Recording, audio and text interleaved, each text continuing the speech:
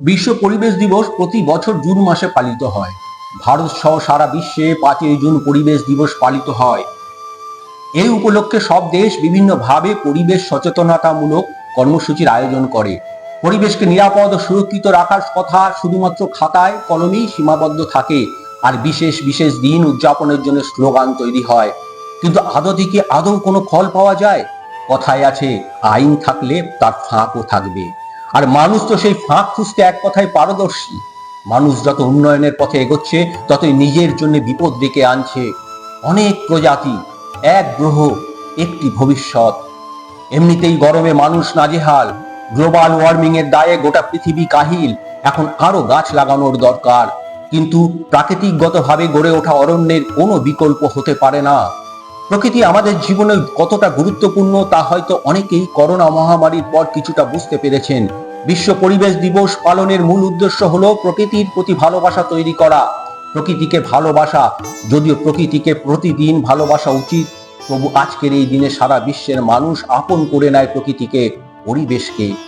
বর্তমান অন্ধকারময় পরিস্থিতিতে অতীতকে ফেরানো সম্ভব নয় ঠিকই, কিন্তু আমরা গাছ লাগাতে পারি, আমাদের আশেপাশের শহরকে আরো সবুজ করতে পারি, বাড়ির বাগান পুনর্নির্মাণ করতে পারি, নিজেদের ডায়েট পরিবর্তন করতে পারি এবং নদী ও পুকুর পরিষ্কার রাখতে পারি। আমরা এমন একটি প্রজন্ম যারা এই সবের মাধ্যমে প্রকৃতির শান্তি বজায় রাখতে পারি। সৃষ্টির শুরু থেকেই পরিবেশের সঙ্গে প্রাণীর মানিয়ে নেওয়ার ক্ষমতার উপরেই তার অস্তিত্ব নির্ভর করে আসছে। পরিবেশ প্রতিকূল হলে জীবের ধ্বংস ও বিনাশ অবশ্যম্ভাবী। পরিবেশের উপর নির্ভর করে মানুষ, অন্যান্য উদ্ভিদ ও প্রাণী জীবনের বিকাশ ঘটে। তাই পরিবেশ ও মানুষের মধ্যেই রয়েছে এক নিবিড় যোগসূত্র। কিন্তু নানা কারণে পরিবেশ দূষণ সমস্যা প্রকট হওয়ায় মানব সভ্যতা চরম হুমকির সম্মুখীন। আমাদের বেঁচে থাকার একমাত্র অবলম্বন পরিবেশ ও প্রকৃতি, কিন্তু প্রতিনিয়ত এ পরিবেশকে আমরা নানাভাবে দূষিত করে আসছি। বিশ্বজুড়ে এখন পরিবেশ দূষণের মাত্রা ভয়াবহ।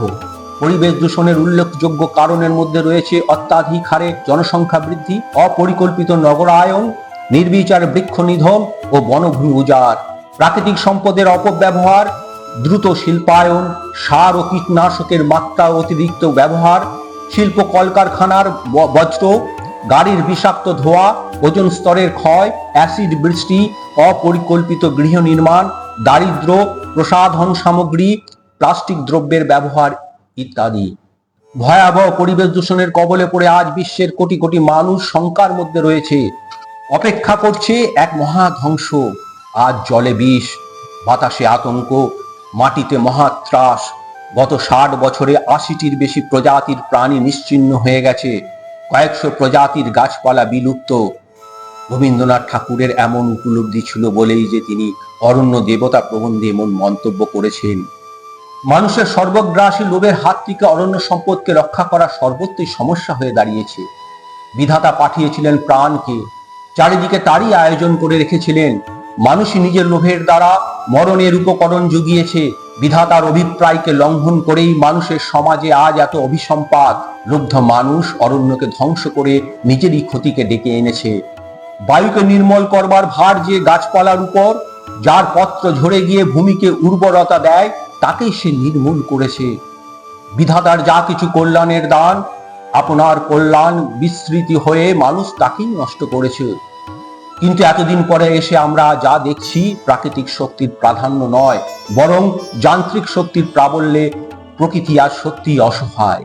তাই রবীন্দ্রনাথ তপবন প্রবন্ধে বেদনার সঙ্গে বলেন, একসময় মানুষ আর গাছপালা একে অপরের সঙ্গে জড়াজড়ি করে থাকত, আজ তা ধীরে ধীরে হারিয়ে গেছে। রামের প্রতি সীতার ও সীতার প্রতি রামের প্রেম তাঁদের পরস্পর থেকে প্রতিফলিত হয়ে চারিদিকের মৃগ পক্ষীকে আচ্ছন্ন করেছিল। তাঁদের প্রেমের যোগে তাঁরা কেবল নিজেদের সঙ্গে নয়, বিশ্ব লোকের সঙ্গে যোগসূত্র হয়েছিলেন। এই জন্য সীতাহরণের পর রাম সমস্ত অরণ্যকেই আপনার বিচ্ছেদ বেদনার সহচর পেয়েছিলেন। সীতার অভাব কেবল রামের পক্ষে নয়, সমস্ত অরণ্যই যে সীতাকে হারিয়েছে।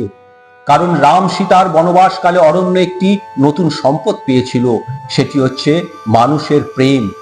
সেই প্রেমে তার পল্লব ঘন শ্যামলতাকে, তার ছায়া গম্ভীর গহনতার রহস্যকে একটি চেতনার সঞ্চারে রোমাঞ্চিত করে তুলেছিল। রক্তকরবী নাটকটি মানুষের অপরিসীম লোভ আর প্রতীকীভাবে পুঁজিবাদের চরিত্র ফুটিয়ে তোলে। মানুষ প্রকৃতি থেকে বিচ্ছিন্ন হয়ে গেলে কতটা অমানবিক আর দুর্বল হয়ে পড়ে, রাজা মকররাজ তার উদাহরণ। রাজা মকররাজ তার যক্ষপুরী কারাগারে মাটির তল খুঁড়ে একদল কৃতদাস দিয়ে সোনা আহরণে মগ্ন। রাজার এই সোনা আহরণের নেশায় প্রকৃতি হতে থাকে ক্ষত বিক্ষত, চলে প্রকৃতির প্রতি অন্যায় অবিচার। ইটের পরে ইট, মাঝে মানুষ কীট, নাইকো ভালোবাসা, নাইকো খেলা। কোথায় আছো তুমি, কোথায় মাগো, কেমন ভুলে তুই আছিস হাগো। উঠিলে নবশশী, ছাদের পরে বসি, আর কি রূপকথা বলিবি না গো। ইটের পরে ইট, মাঝে মানুষ কীট, নাইকো ভালোবাসা, নাইকো খেলা। কোথায় আছো তুমি, কোথায় মাগো। মানুষকে বেষ্টন করে এই যে জগৎ প্রকৃতি আছে, এই যে অত্যন্ত অন্তরঙ্গ ভাবে মানুষের সকল চিন্তা, সকল কাজের সঙ্গে জড়িত হয়ে আছে, মানুষের লোকালয় যদি কেবলই একান্ত মানবময় হয়ে ওঠে, এর ফাঁকে ফাঁকে যদি প্রকৃতি কোনো মতে প্রবেশাধিকার না পায়, তাহলে আমাদের চিন্তা ও কর্ম ক্রমশ কলুষিত, ব্যাধিগ্রস্ত হয়ে নিজের অতল স্পর্শ আবর্জনার মধ্যে আত্মহত্যা করে মরে।